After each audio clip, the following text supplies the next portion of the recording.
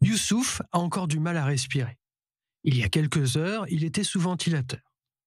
Venu de Zanzibar avec sa mère grâce à la fondation Save a Child's Heart, cet enfant de 2 ans avait besoin d'une importante opération du cœur qui ne pouvait pas être réalisée dans son pays. Il reprend ses esprits à l'unité de soins pédiatriques intensifs au sein de l'hôpital pour enfants Sylvan Adams à Roulon. Il a subi une importante opération il y a 2 jours. Il était très malade. Quand il est arrivé, il avait besoin d'une machine pour respirer et d'un traitement lourd car son cas était critique. Maintenant, il récupère lentement. Il était intubé il y a peu de temps. Il arrive à respirer mais a besoin d'un traitement médicamenteux. Il devrait récupérer dans les prochains jours, mais d'après nos observations, son état s'améliore. Quelques jours plus tard, dans un cadre plus agréable, il poursuit sa convalescence et joue avec les autres jeunes patients. Il commence à se remettre à la maison des enfants de la fondation Save a Child's Heart, elle aussi localisée à Roulon.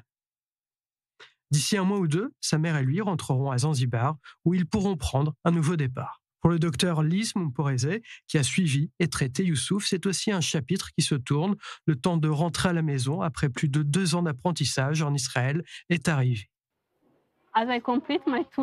Alors que s'achève ma résidence de 2 ans et demi ici en Israël, je suis remplie de gratitude. C'était une expérience si enrichissante. Cela m'a permis de grandir. J'ai rencontré des gens formidables. Mes mentors à l'hôpital m'ont soutenue et l'organisation fait des choses fantastiques pour les enfants à travers le monde. Ce n'est pas que mon histoire, c'est aussi tout ce travail incroyable réalisé dans le monde entier. Je pars le cœur rempli de reconnaissance et ravi de faire partie de la famille Save a Child's Heart. Le docteur Liz Mumporeze est arrivé en Israël en avril 2023, laissant son mari et ses 2 enfants à Kigali au Rwanda. Quand est survenu le 7 octobre, l'idée de repartir ne lui a même pas traversé l'esprit. Dans ma langue maternelle, au Rwanda, il y a un proverbe qui dit que si l'on est ensemble lorsque la pluie vous tombe dessus, vous ne devriez pas être celui qui se plaint d'être mouillé. Nous étions tous trempés, c'était une situation très difficile, mais tout le monde continuait à avancer. Qui suis-je pour ne pas continuer à avancer ? Maintenant que Liz s'apprête à diriger son unité de soins intensifs pédiatriques à l'hôpital King Faisal à Kigali, elle et son mentor, le docteur Hareli Sion-Sarid, se souviennent de leur rencontre. Nous nous sommes rencontrés au Rwanda. Je m'y suis rendue pour visiter le centre médical que Liz va maintenant diriger là-bas au Rwanda.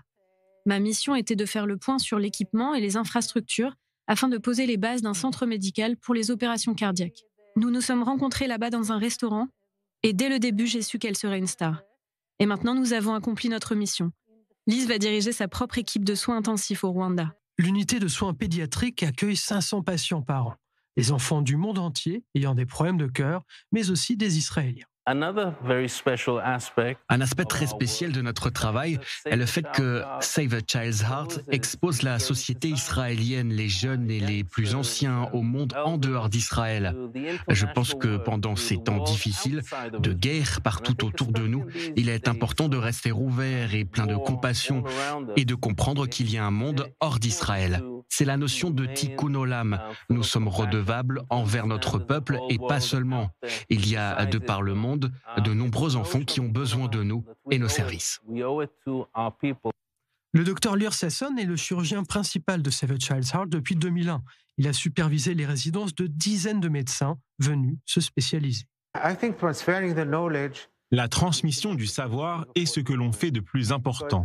Vous connaissez le proverbe, on donne à une personne un poisson, il mange pour une journée.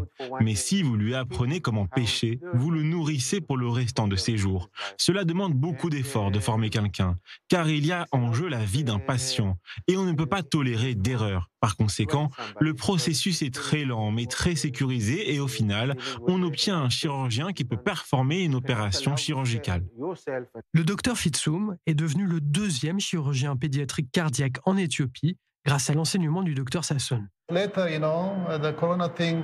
Après la pandémie, il s'est passé autre chose, le massacre du 7 octobre. Le pays souffrait, saignait. C'était un moment très difficile que cette guerre qui a suivi le 7 octobre. Mais ce qui m'a motivé, en dépit du pays meurtri, des jours sombres, c'est l'équipe ici. Le fait que le docteur Sasson et son équipe aient continué à s'occuper des enfants de par le monde. Ils ont continué leur mission et ont respecté leur serment. Cela vous donne de l'espoir. Je n'ai jamais pensé à partir. En tant que professionnel de santé, on vous apprend à aller à l'encontre des problèmes et à aider d'une manière ou d'une autre. Je me suis dit qu'il y aurait quelque chose à faire en cas d'arrivée massive de nombreux patients. On m'a demandé si je voulais partir et j'ai dit non. Il s'est révélé plus israélien que les Israéliens. Cela ne lui a pas fait peur quand les missiles se sont mis à voler au-dessus de nos têtes. Il est venu au travail comme tout le monde. Certains résidents ont voulu rentrer chez eux et on les comprend. Ils sont rentrés chez eux jusqu'à ce que les choses redeviennent normales. Mais il est resté avec nous dans cet enfer et ce déluge de feu. Il est resté à nos côtés et il nous a aidés à faire les opérations chirurgicales. Pour nous, c'est un Israélien. Si je pouvais le retenir, je le ferais. Mais on sait tous qu'il doit rentrer chez lui et aider dans son pays d'origine. Si le docteur Sagui prend son rôle de tuteur très au sérieux, lui ne se prend pas du tout au sérieux. C'est mon nouvel ami. Je dis toujours que je suis comme quelqu'un qui travaille à McDonald's. 2 grandes frites, s'il vous plaît. Plus sérieusement, j'essaye d'intervenir le moins possible. Finalement, une grande partie de la formation, c'est la pratique. On peut enseigner beaucoup de théorie, mais au final, il faut que la main comprenne le mouvement. Il faut essayer encore et encore. C'est comme le vélo. On peut théoriquement enseigner à quelqu'un comment monter à vélo, mais finalement, il faut qu'il monte sur le vélo. Il n'y a pas d'autre moyen. Pour cette opération compliquée, le docteur Sagui doit sortir de son rôle de mentor et intervenir pour finir la procédure.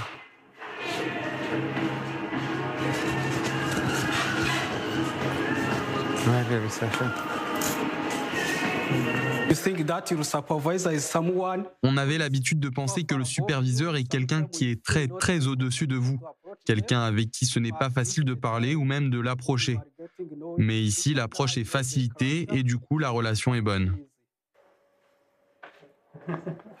Quand j'entends le mot superviseur et les termes au-dessus et en dessous, je ne dirais pas les choses comme ça. Mais bon, je pense que le docteur Gérard, comme beaucoup de médecins africains, vient s'entraîner avec nous. Je me vois, moi et mon équipe, comme des mentors et des conseillers qui leur permettent d'essayer d'obtenir plus d'expérience dans ce nouveau domaine de la médecine qu'est la cardiologie pédiatrique.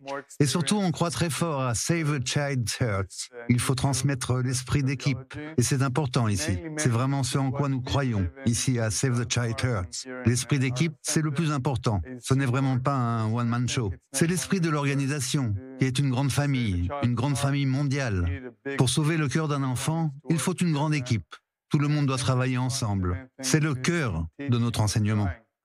Depuis la création de Save a Child's Heart en 1995, plus de 150 médecins ont pu se former et retourner dans leur pays avec leur nouveau savoir, en emportant avec eux une image positive d'Israël qu'ils transmettent à leur tour.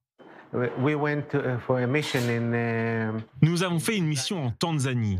Il y avait un de mes élèves venu de Tanzanie et nous avons amené un autre de mes élèves, lui, venu d'Éthiopie. Ils travaillaient ensemble et moi, je supervisais et ils se parlaient ensemble en hébreu. C'était vraiment étonnant. Les enseignements de la Fondation Save a Child's Heart ont aussi pour conséquence de promouvoir une coopération bilatérale médicale entre pays africains, ce qui constitue peut-être un antidote à la fuite des cerveaux en Afrique.